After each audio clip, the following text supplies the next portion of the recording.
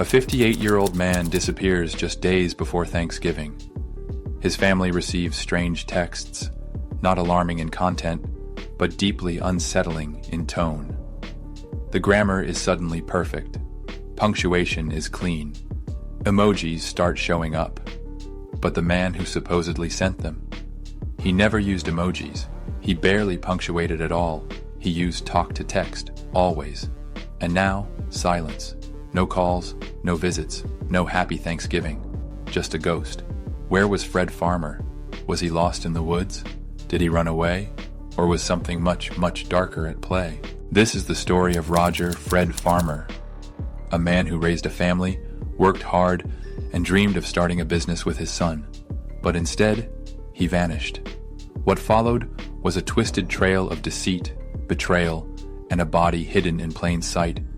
A mystery so bizarre, it sounds like fiction. Fred was last seen alive in early November 2019.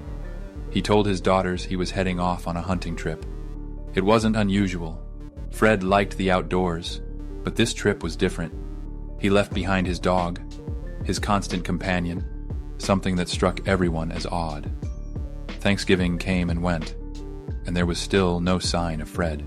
His daughters, Christina and Trisha, started to worry. Then came the texts, messages supposedly from Fred, saying he was fine, saying it had rained, that he got stuck in the mud, but something wasn't right. The tone felt off. Fred didn't write like this. The messages felt impersonated. Christina paid a visit to Fred's home to see for herself. What she found was chilling. Unopened mail, a bank statement showing Fred's account in the red, and no sign of the man himself. Fred wasn't rich, but he was careful with his money. Seeing his account drained raised immediate red flags. She reported him missing on December 27th.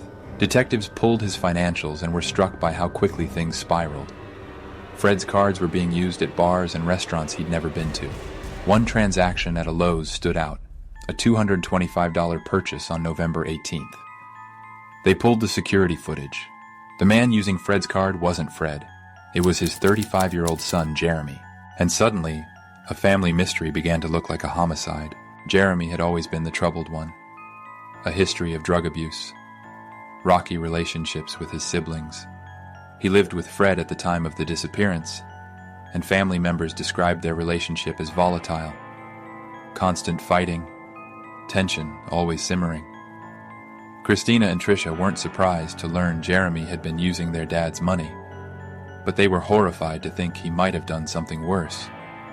When confronted, Jeremy told police that Fred had gone hunting with two guys, Brian and Dave. He said they headed off with camping gear, weapons, and a plan, but those men didn't exist. The crossbow Fred allegedly took with him, pawned by Jeremy, and Fred's truck, not stuck in the mud. It was being driven by Jeremy himself. Detectives checked Fred's phone records. The phone never left Indianapolis. It had been hunting from the west side of town, the exact area Jeremy's phone was pinging from. For weeks, both phones moved in sync, side by side.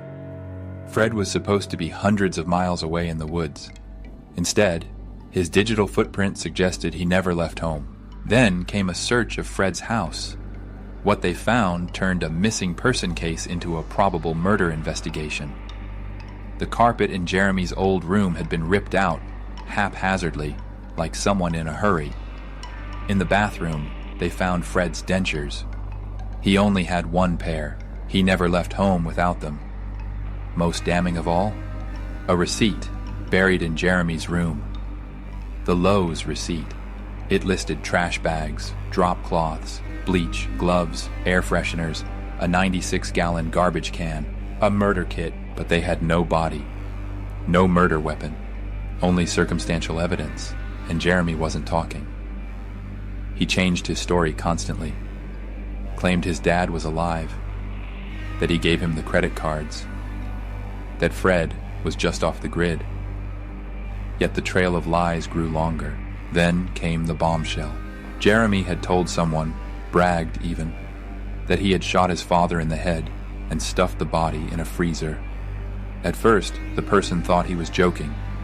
Jeremy lied about everything. But the more they learned, the more the details aligned. Police dug deeper. They learned Fred had reported fraudulent activity on his bank account on November 5th and 6th, the very last time anyone saw him alive. He even called 911 to report that Jeremy had stolen his credit card. Fred had reached his breaking point.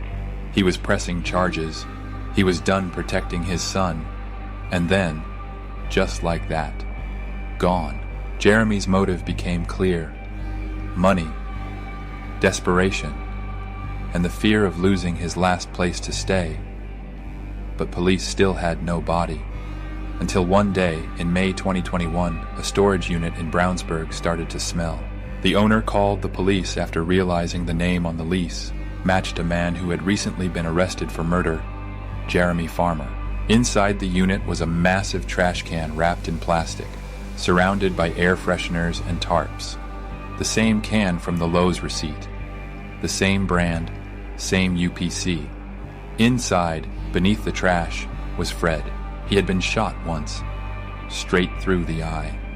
His body had been kept cool, sealed, preserved for over a year. It was grotesque and eerily pristine. Jeremy's fingerprints and DNA were all over the can. At trial, he changed his story again. This time, he claimed self-defense, said his dad came home drunk, that they struggled, that the gun went off by accident. But the forensic evidence told another story. The trajectory of the bullet was clean, not chaotic, not accidental. The jury didn't buy it. Jeremy was found guilty of murder and sentenced to 57 years in prison. But even now, the story doesn't feel finished. Christina and Tricia believe Jeremy didn't act alone. They suspect another family member may have helped move the body, maybe even helped cover up the crime. That person used Fred's cards, partied with Jeremy, tried to claim Fred's possessions after his death. Could one man really have transported a 200-pound body into a trash can, then into a storage unit, and kept it hidden for a year, all by himself? And here's where it gets twisted. Why would Jeremy kill his father? Yes, money. Yes, fear of being arrested. But is that all? Or was there something deeper? Could it be that Jeremy, already emotionally unstable, was pushed over the edge by humiliation?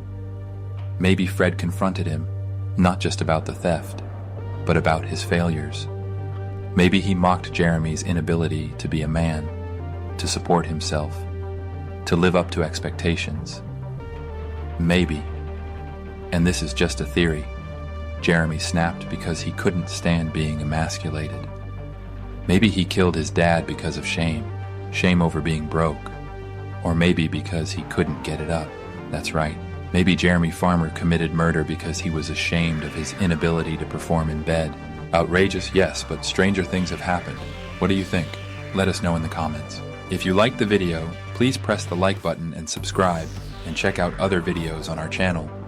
We've got a lot of other stories about murders that are not resolved to this day.